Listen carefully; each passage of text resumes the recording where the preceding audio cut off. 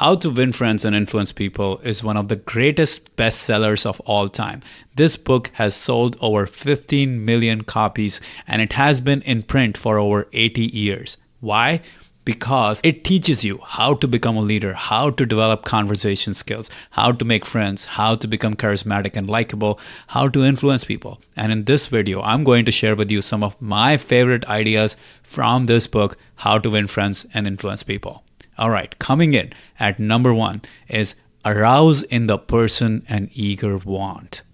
Well, for the last 10 years, I've been trying to get my dad to give up his love for desserts, his addiction to sweets and desserts. I kept on sharing with him all the different scientific research on why sugar was dangerous, why milk fats were dangerous, why they could cause blood pressure, heart disease, diabetes, but none of that worked on him. He would keep on saying, well, this is just who I am. I really enjoy this stuff. I just want to enjoy my desserts. But one time in my conversation, I said something that changed everything. I said, Dad, don't you want to be healthy enough so that we can travel the world together? I know we want to go to Europe and I want to do a road trip around the US with you.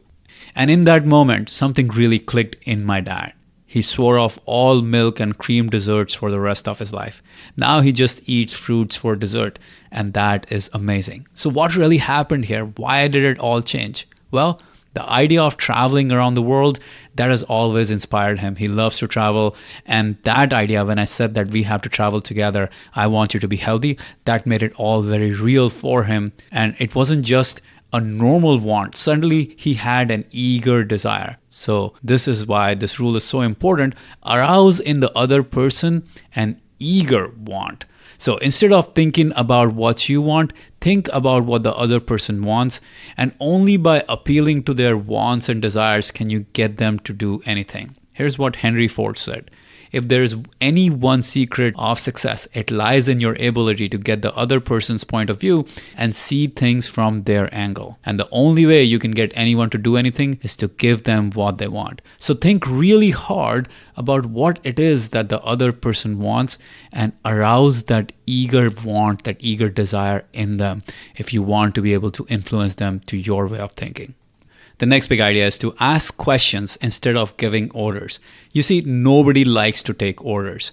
So back when I was a president of a local Toastmasters club here in San Diego, I thought it would be very effective now that I was the president, I could just give orders to my officers and let them carry out the orders. So I told my VP of membership, hey, we need to increase the membership and I think we should do a membership campaign next month. Let's do that. But my VP of membership and other officers did not really follow through on it properly, and the membership campaign really did not happen. Now, I realized my mistake after reading this book, so I reframed this whole conversation. And I said in one of our meetings with the officers, I said, hey, our club needs new blood. We're running low on membership, and I would just love to hear your ideas on how you think we can grow this club. So please share and please tell me what we can do. So the VP of membership came up with the idea of a free pizza lunch membership drive that she liked and that she was ready to drive. And then she actually executed it. So the reason why this works is when you ask questions instead of giving orders, the other person feels important. And that is one of the most powerful laws of human nature. It saves their pride. They don't feel like they're your servants. People cooperate because it is their idea. So rather than going against it, they want to be a part of it. You see, people are much more likely to follow through on an order if they actually have a hand in creation of that order. That's really important. So to re-emphasize, the big idea is ask questions instead of giving orders. Nobody likes to take orders. The next big idea in this book is to try honestly to see things from the other person's point of view. Now, this is one of the most difficult things to do.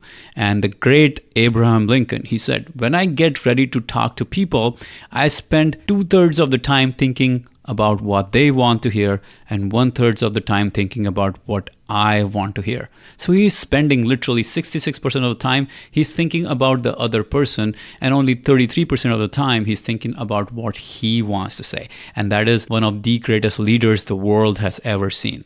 We have to see things from other person's perspective.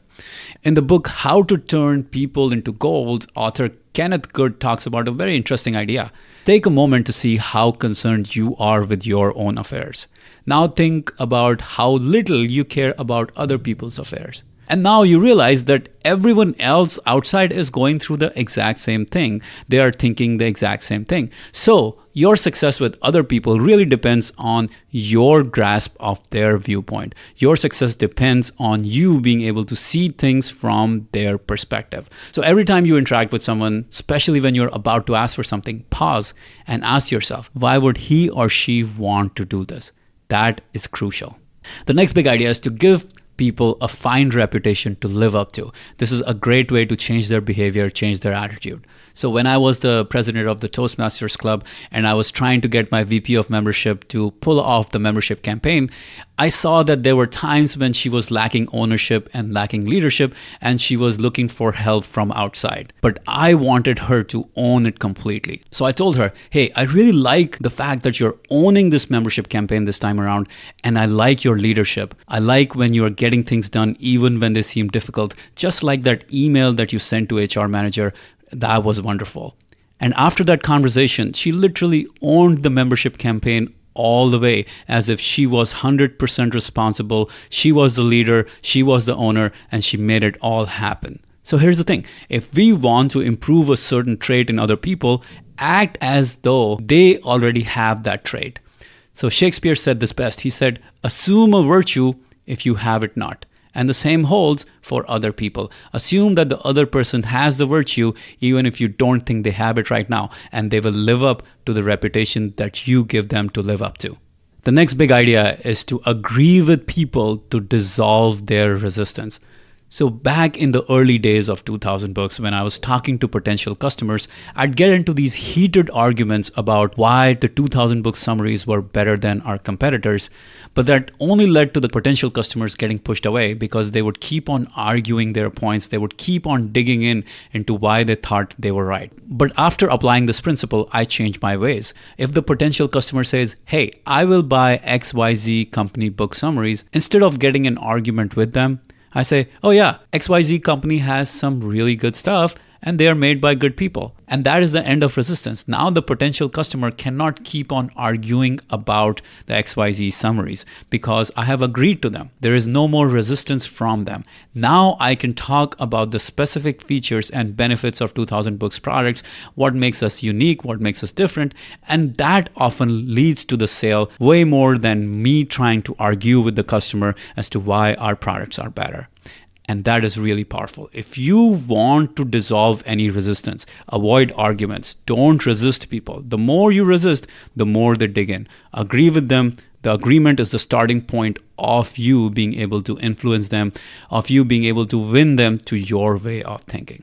So there you have it, some of the best ideas on how to win friends and influence people. Now, if you would like to get access to 5 other bonus ideas from this book, click right here or go to 2000books.com/summary. These bonus ideas include how to get people to do what you want them to do, how to get people to like you, how to criticize people without ever making them feel that you are criticizing them, how to win people to your way of thinking, and the 3 key leadership skills and how to develop them. So click right here to get these bonus ideas. You can also go to 2000books.com/summary and the link is in the description below.